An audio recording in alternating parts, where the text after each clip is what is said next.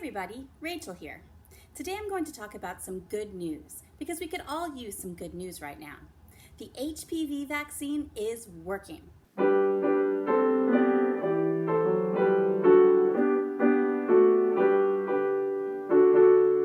To explain why that's good news, we have to talk about cervical cancer.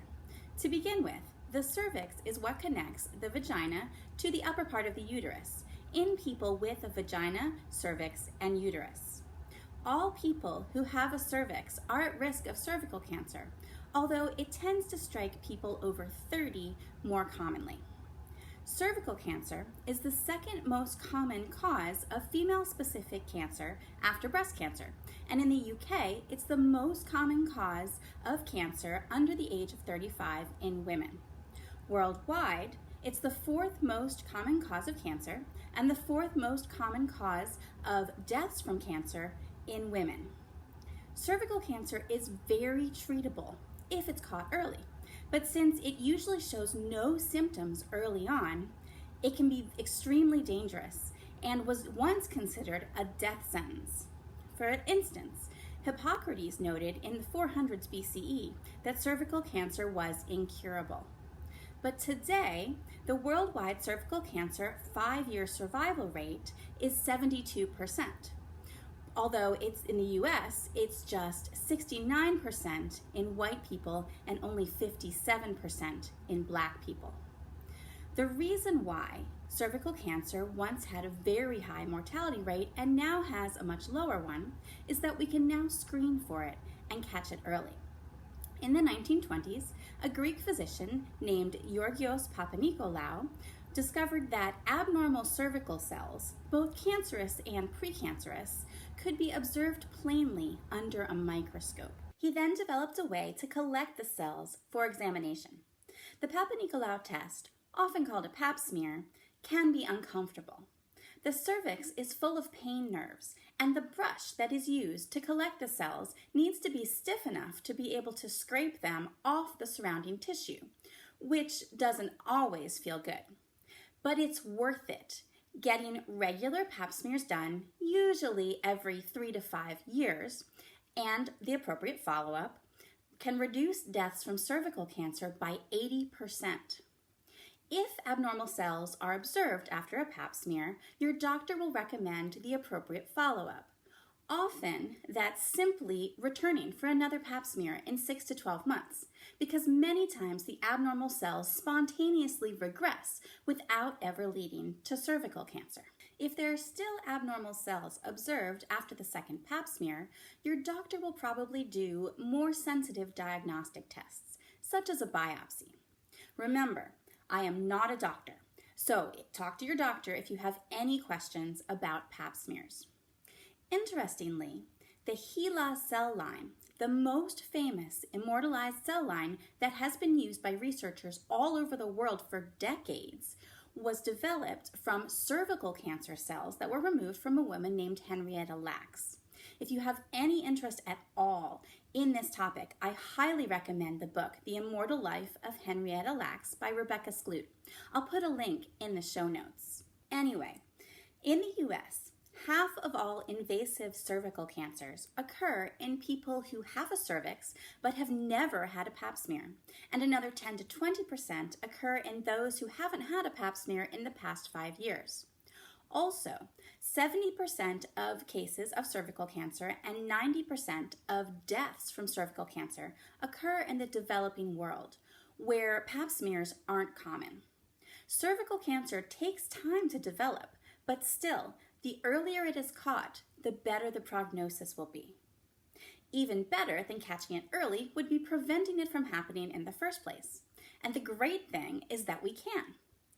In 1841, Domenico Rigoni Stern, a surgeon from Padua, noted that cervical cancer was rare in nuns, except in those who had been sexually active before entering the convent. And in the early 20th century, epidemiologists noticed other findings that also suggested that cervical cancer was behaving like a sexually transmitted disease. For instance, it was common in sex workers, and it was also common in the second wives of men whose first wives had previously died from cervical cancer. This indicated that it was caused by an infectious agent of some sort, and the search for the cause was on.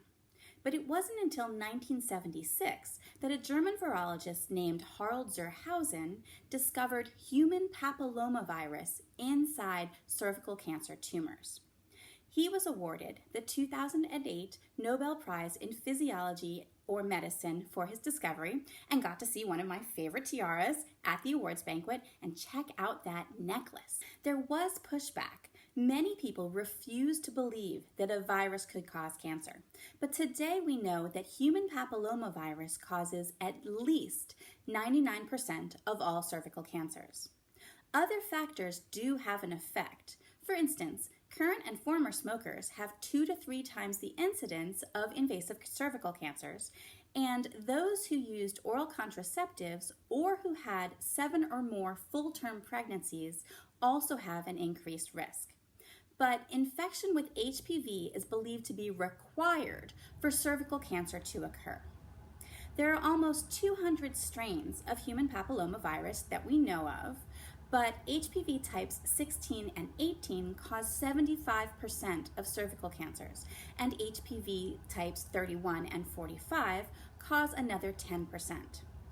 But infection with multiple strains at the same time is common, and infection with HPV itself is very, very common. At least half of all sexually active people will be infected with HPV at some point in their lives. HPV also causes other types of cancers at lower rates. For instance, anal and penile cancers, as well as some types of head and neck cancers. Since we now know that cervical cancer is a sexually transmitted disease and it's caused by a virus, the way to prevent it from happening in the first place is with a vaccine. You might think, why do we need a vaccine when cervical cancer is so treatable, especially if it's caught early, and we can now catch it early with the Pap smear?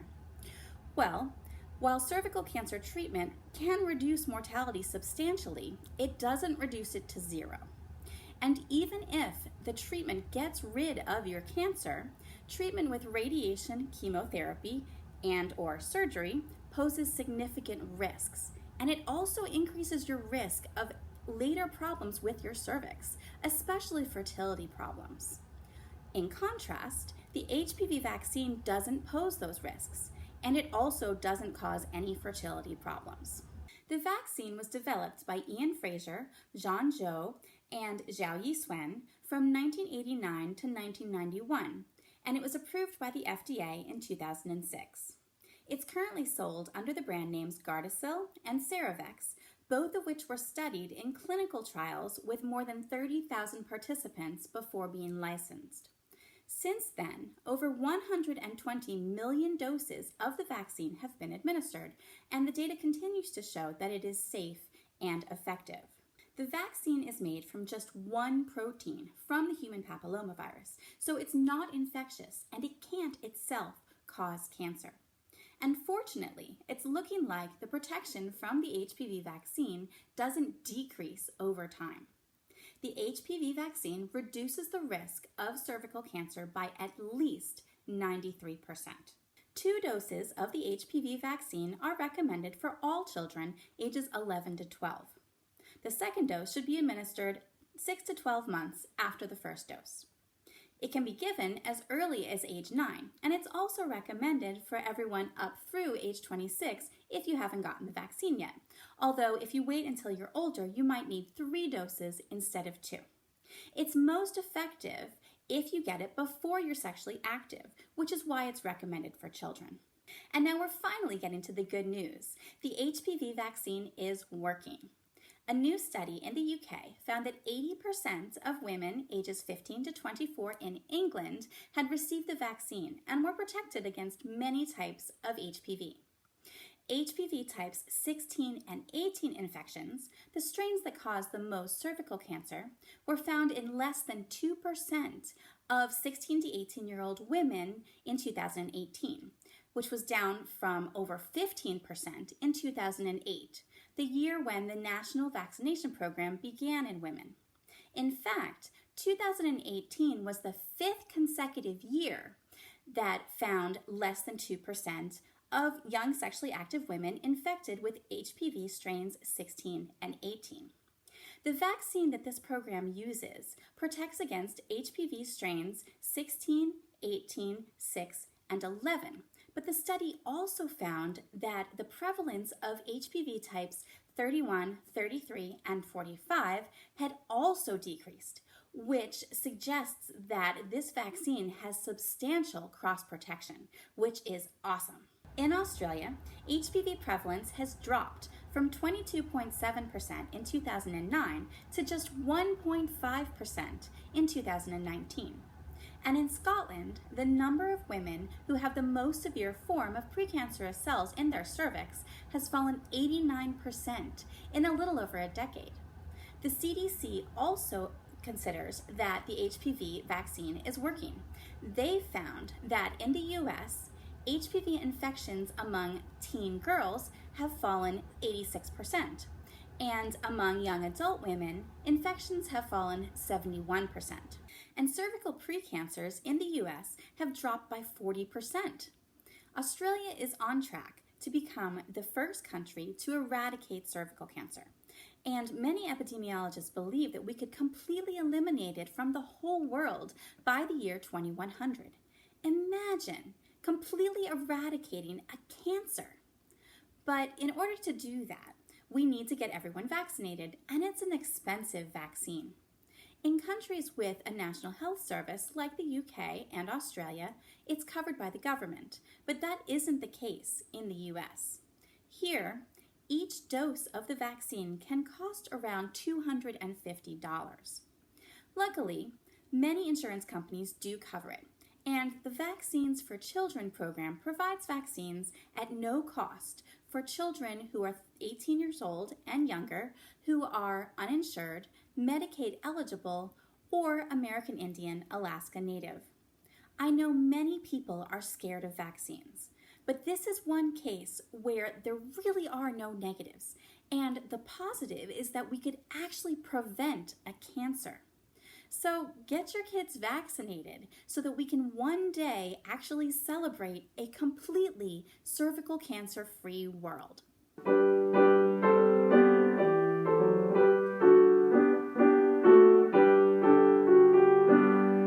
I hope you enjoyed this video. If you did, and you think you'll be interested in more videos about public health, click like and subscribe. Thank you.